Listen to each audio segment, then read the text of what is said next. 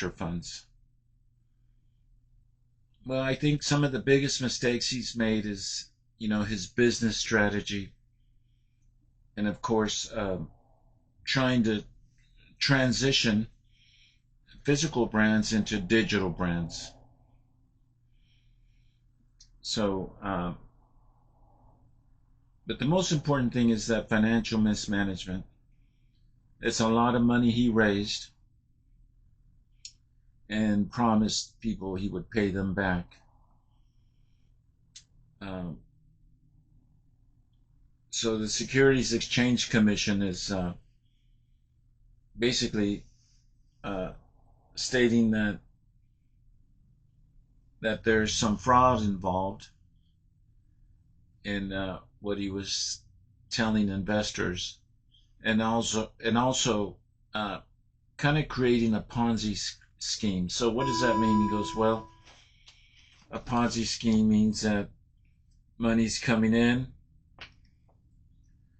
and from other investors, and you're using that money to pay new and prior investors. So new money coming in, using that money to pay people that have already invested in the company. So they're entitled to some kind of rate of return.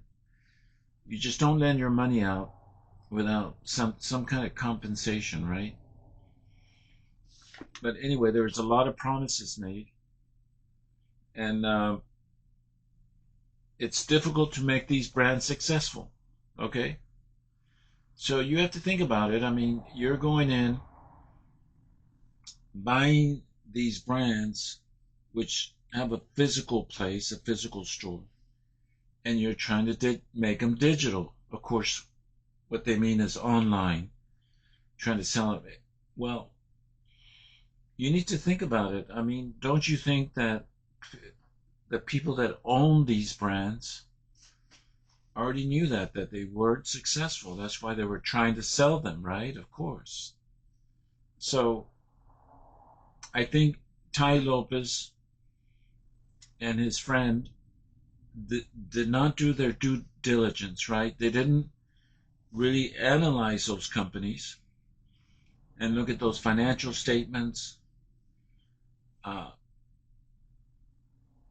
their sales, all kinds of things that come in a financial statement, and those would have been available.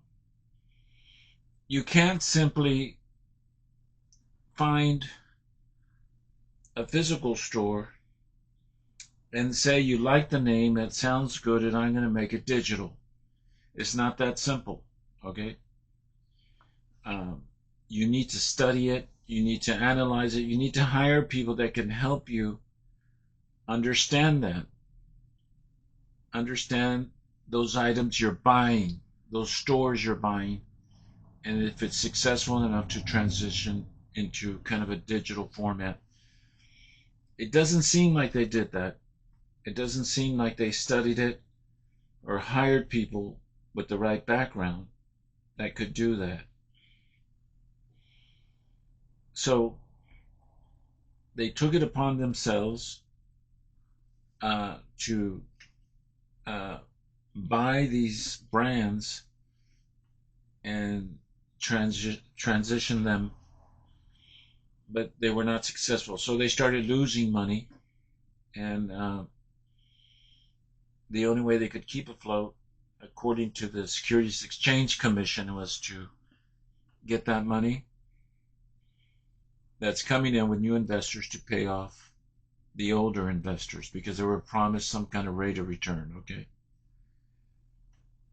um, so what you need to think about is that it's stated, of course, online ad nauseum. That the CFO, the CEO, only had some kind of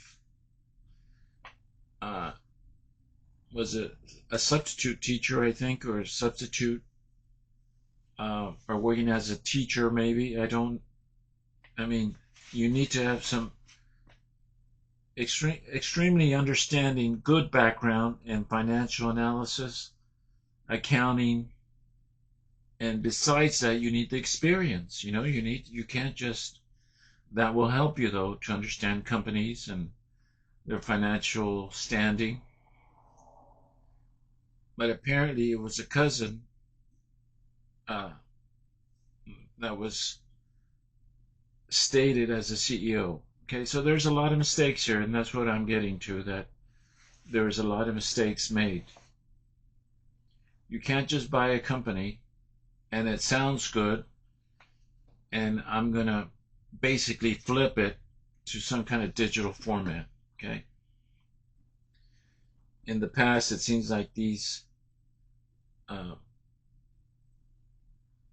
stores, brick and mortar stores, were successful at one time, but the markets change. Things change, markets change.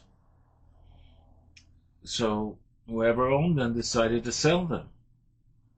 Okay, and that's when, of course, Tai Lopez and his friend decided to buy them. But I think the biggest mistake is there should have been a lot more analysis, a lot more understanding of the future of these companies, and also understanding if they would be successful in an online format or selling online as an internet store, for example.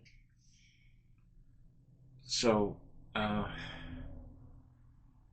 it's unfortunate because I think Tai Lopez is a really good marketing person. He seems really, he's smart.